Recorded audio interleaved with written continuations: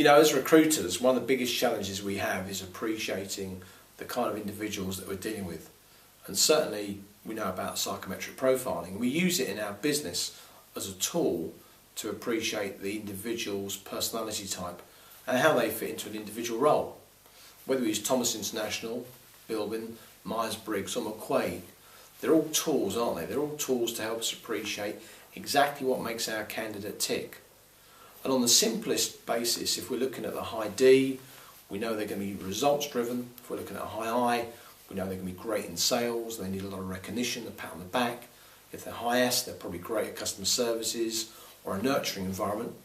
If they're a high C, then they're super analytical, great at accounts, great in some kind of technical role.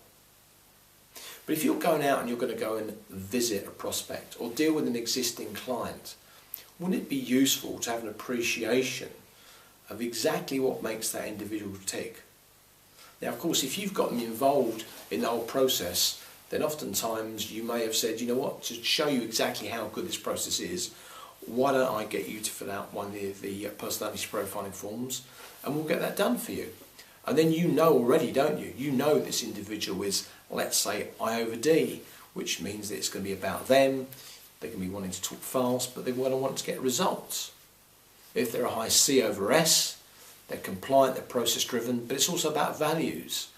And remember, you've got to slow down. You can't be like me and talk super fast. You've got to be able to break it down and spend time with them and give them the information they need. So what I wanted to do was to try and give you some information to help you really quickly work out exactly the kind of individual you're dealing with, to learn how to communicate with them effectively, and certainly not to manipulate them, but to get the best out of that relationship. So let's just assume that you do not have the benefit, you don't have the benefit of actually filling out an application form in advance. Some of the clues though are going to be their job title, what you know about them already from conversations over the telephone. If they speak quickly, if they speak fast, with a degree of assertiveness, they're going to be a high D or a high I. If they're a high S or a high C, they're probably going to be speaking a little bit slower. And if they're a super high C, it's probably very, very detailed and compliant. So let's just run through the personality types. Oh, and by the way, I really do suggest you get hold of the book It's a Zoo Around Here by Nigel Risner. He breaks it down into lions and monkeys and dolphins and elephants. And the book's great because he actually colour codes it, so different personality types have got different colours. So first off, let's look at the high D, the driver, the dominant individual. Now this will invariably be the managing director or the sales director, the entrepreneur behind the business, the chairman, the chief executive. Come what may, this is somebody who is either in charge or who wants to be in charge. When you go into their workplace, they will probably be dressed in a style that is appropriate for their day. They may be wearing a shirt and tie, they might be wearing a casual t-shirt or even jeans and t-shirt. It doesn't matter for them, they decide how they're going to dress. They're not that bothered about impressing you. It's all about what they think is appropriate. They may not have a business card, they're probably not bothered by that kind of stuff. If you go into their office, you might be surprised to see a lack of awards, a lack of trophy pictures. There may be some pictures of the family. The chances are they've been given them by their partner, their wife or their children. There may be some prizes stacked up in the corner, but it's certainly not an office to show themselves off.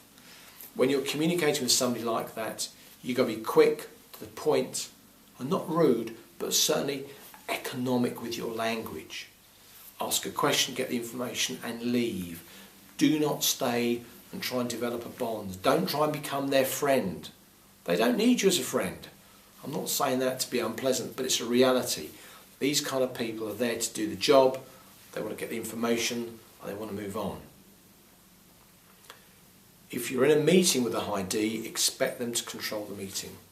And certainly if you're going to be going for an interview, or if you're going to be in a situation where you're being interviewed by this kind of person or an appraisal, expect it to be pretty brief. So next off, what are we talking about? The high I, the amiable, the monkey in Nigel Risner's language. Now this is the person that's often the sales manager. Might be the person who starts the business, but they will probably be sales driven. probably not the best organised individual in the world, but probably looking quite smart. Probably a nice shirt, a nice tie. If they've got the money, they'll probably have a nice watch and a nice car. And if you go into their office, they've probably got their name on the door, and they'll proudly present you the business card with their title. Now, oftentimes they're going to have lots of pictures of friends and family, trophies, awards, prize givings, stuff that's about them. They'll probably have a really good LinkedIn profile. They'll be all over Facebook, and they'll probably want their face on the website, explaining how great they are and what they've done. So when you're going to talk to a client who's a high I, expect to be there for some time. And to build a bond, remember, it's all about that individual, that client. And they'll want to know what you can do to help them become more successful or help them drive their business forward. And oftentimes, of course, the sales director will want to know what you can do to improve their bottom line. They will tend to be quite hard negotiators. For them, it's about winning. Now, going back a bit, and I should have said this a couple of minutes ago, if you're trying to negotiate with a high D, for them, they want to know there's enough in it for you to feel that you have got some kind of incentive. But they will negotiate quite hard. But the high I will really want to win. Even if you walk away feeling there's not enough in it for you to do a deal with them or to try and recruit, they will want to know that they feel that they've won. So if you're clever, you'll make them feel they've won, but not necessarily that you've walked away without losing the shirt off your back. So be with a high I for a long time. That's how to develop a relationship and communicate with them on a regular basis. Make them feel loved. Make sure you're letting them know that you're doing their very best for them. Make them feel like they're the number one client.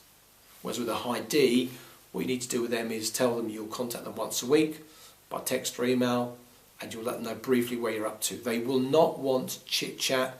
They won't want waffle. They won't want to know about how you've been getting on their behalf, whereas the high I will.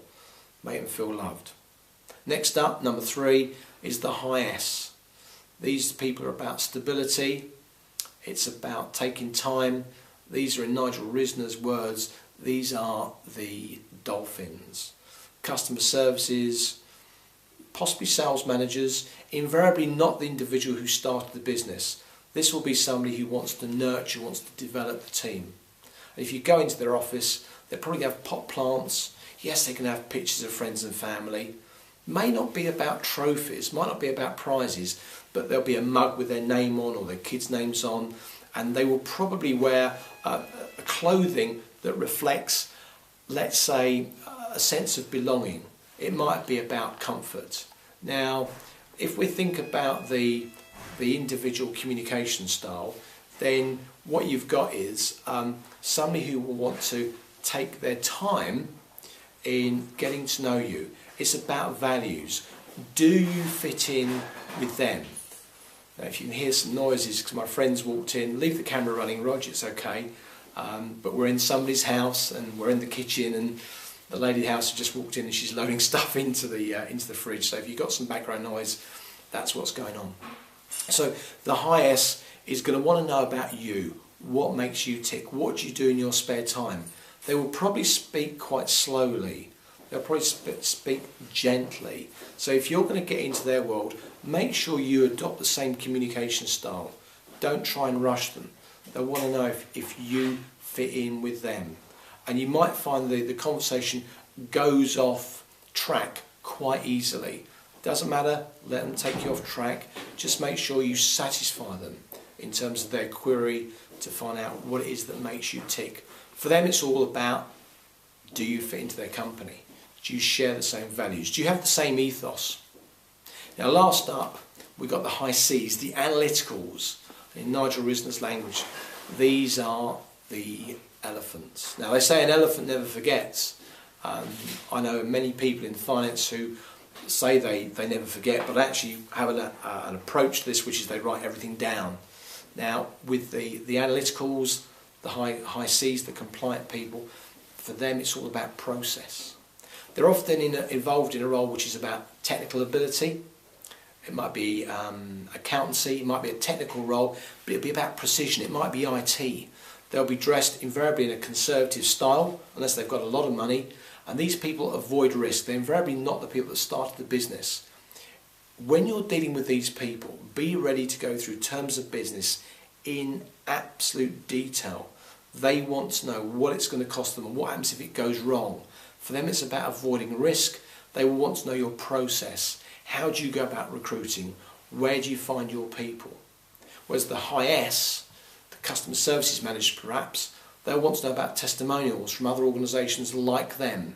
They feel comfortable when they've got a degree of information about organisations that are similar to theirs.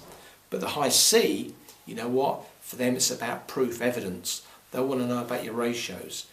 What is your fill rate? How often do you get it wrong? They'll want to know that. What is the downside? The high C, their office, easy to identify. It's neat, it's tidy, it's colour coordinated, everything's numbered, one, maybe two things on the table at any given time, and they probably will have checked you out in advance. For them, they'll want to have known a little bit about you, and certainly they'll probably want you to confirm in advance about your meeting, how long it's going to take, and exactly what you're going to cover off during that period. And with these people, take your time. The conversation will need to be a lot more detailed. Remember, the high D wants all the facts, but they want to keep it brief. The high C, they want all the facts, but they want a lot of detail, and you've got to be prepared to give that to them. They go through your terms of business. Be ready for some questions. You need to know about that.